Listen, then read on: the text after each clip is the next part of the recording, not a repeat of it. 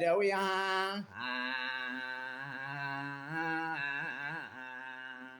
በእግዚአብሔር እንግዲህ ኢትዮጵያን በስነ ፍጥረት እያስተዋወቁ ከዓለም ጋራ እያበጠርኩላችሁ ነው። የሐሙስ ስነ ፍጥረት ነው እንግዲህ የሐሙስ ስነ ፍጥረትን እቀጥላለሁ። የሚስጥረ ጥምቀት ነገር እንደምን ነው ቢሉ ባህር የጥምቀት ምሳሌ ሲሆን ከዚያ የተገኙ ፍጥረቶች የሰዎች ምሳሌ ናቸው። ከባህሩ ተገኝተው በረው በረው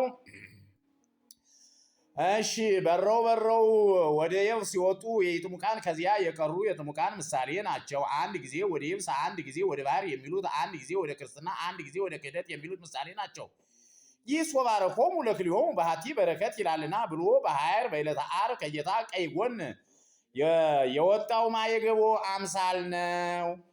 በረው የወጡት ከሕገ ሥጋ ከሕገ ነፍስ ከሕገ እንስሳ ከሕገ መላእክት ይበልጣሉና በማለት ከዘመድ ባዳ ከሀገር እንግዳ ከሀገር ምድረ በዳ ከዘመድ እንግዳ ይሻላል ብለው በዋሻ በፍርካታ ተጠግተው ጤዛ ለሰው ድንጋይ ተንተርሰው በበረሃ የሚኖሩ የመናንያን ምሳሌ ናቸው። ከዚያ የቀሩ ሚስት ባል አግብተው ወልደው ከብት አርብተው አርሰው ነግደው ካገኙት አስራት በኩራት አውጥተው ነግደው ተቀብለው የሚኖሩ የምዕመናን ምሳሌ ናቸው። አንድ ጊዜ ወደ ባህር አንድ ጊዜ ወደ የብስ የሚሉት ዕፀ በገዳም ሲያስጨንቃቸው ወደ ተድላ ዓለም ሲሰለቻቸው ወደ ገዳም የሚሄዱ የነገብቱ ወጣ ምሳሌ ናቸው። እሱም እየመጠናቸው በደመ ነፍስ ሕይወት የሚያውቁበትን እውቀት አሳደረባቸው ላልነው ምዕመናን በጥምቀት በመንፈሳዊ እውቀት ለማግኘታቸው ምሳሌ ነው። እንግዲህ እውቀት ከእግዚአብሔር ነውና የሚገኘው ለዚህ ፍጥረታትን ሁሉ ከትንሿ ከትንኝ ጀምሮ እስከ ግዙፉ ፍጥረት ድረስ እንደየመጠናቸው እውቀት እንዳሳደረባቸው ሁሉ የሰውንም ልጆች በተለያየ መንገድ በተለያየ የእያንዳንዱ ሰው እውቀት የተለያየ ነው። የተለያየ እውቀት አለው። የአንዱ ትልቅ አእምሮ፣ የአንዱ ልዕለ አእምሮ፣ የአንዱ ድንቁርና፣ የአንዱ ደግሞ መካከለኛ፣ የአንዱ ትንሽ፣ የአንዱ ትልቅ እያለ በተለያየ መንገድ ነው። እግዚአብሔር 1 ትሪሊየን ህዝብ በዓለም ላይ ቢኖር በነገራችን ላይ 4 ትሪሊየን ደርሷል ይባላል የዓለም ህዝብ። 4ቱም ትሪሊየን 4 ትሪሊየን እውቀት 4 ትሪሊየን አስተሳሰብ 4 ትሪሊየን የተለያየ እንዴት ያለን ፍጥረት መሆናችንን ጠንቅቆ ማወቅ ያስፈልጋል። አባቶቻችን ምን ይላሉ መሰላቸው? መጽሐፍን አንብቦ መጨረስ ይችላል፣ የሰው ልጅ ግን ለዘላለም ተመራምሮ ማወቅና በሰው ልጅ ባህሪ መድረስ አይቻልም ይላሉ።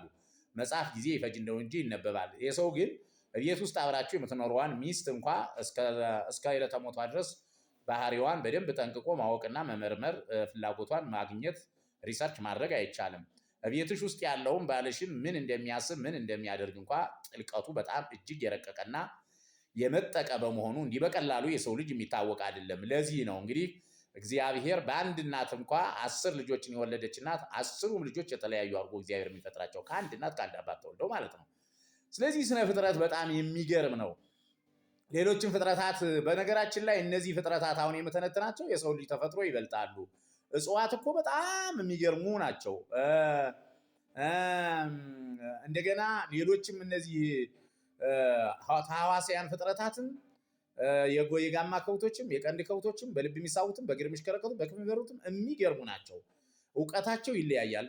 አይበለውና ምሳሌ ከብቶችን፣ ፈረሶችን፣ አራዊቶችን እኛ ዲፋይን እናደርጋቸዋል እንጂ እነሱ በእኛን በምን መንገድ ዲፋይን እንደሚያደርጉን ምን እናውቃለን? በምን መንገድ እንደሚያደርጉን ምናልባት እግዚአብሔር ፈቅዶ ቋንቋ ለቋንቋ እንዳንግባባ አደረገ እንጂ ከኛ የተሻሉ ይሁኑ አይሁኑ ፍላጎታቸው ምን እንደሚመስል እነሱ እኛን በምን መንገድ ዲፋይን እንደሚያደርጉን አናውቅም። በቂ እውቀት የለንም። እግዚአብሔር ውሱን አድርጎናልና እነሱም እኛን በምን መንገድ ዲፋይን እንደምናደርጋቸው ያው በተሰጣቸው እውቀት መሰረት የተወሰኑቱ ጌቶቻቸውን ሊያውቁ ይችላሉ። ያው ግን ማንኛውም ፍጥረት የሚገርመው ነገር ጠላቱን በደንብ አድርጎ ጠንቅቆ ያውቃል። ከጀምሮ ፍጥረት ጠላቱን በደንብ እንዲሁ ዝም ቢሳትቀር ማን እንደሆነ ጠላቷን ታውቃለች። ትንኝትም ጠላቷን ታውቃለች። ይሄ ማለት በየእውቀት አላቸው ማለት ነው ጠላቶቻቸውን የማወቅ። ከዚህ ውጭ ግን እኛን በምን መንገድ እንደሚያዩን የሰው ልጆች ደግሞ እነሱን በምን መንገድ እንደሚያዩ በቂ የሆነ የግራ ቀኝ የተግባቦት እውቀት ግን እግዚአብሔር አልሰጠንም። ኤኒዌይ ዞሮ ዞሮ እንግዲህ ከመጀመሪያውኑ በድምፅ ያሰማኋችሁ ኢትዮጵያ በጣም የረቀቀች የመጠቀች ስነ ፍጥረትን አደራይታ ሰንዳ የያዘች መልካም ሀገር መሆኗን ተረድታችሁ ሼር ላይክ እያደረጋችሁ እንድታስተዋውቋትና አዎ ገናናነቷን ጸጋዋን ለዓለም ህብረተሰብ እንዲታወቅ ይሄ ቪዲዮ በየትኛውም ዓለም እንዲደርስ ሼር ላይክ አድርጋችሁ ባይናር እንዲወጣ እንድታደርጉ በአክብሮት ጠይቃለሁ። አለቃ ይባቤ ነኝ።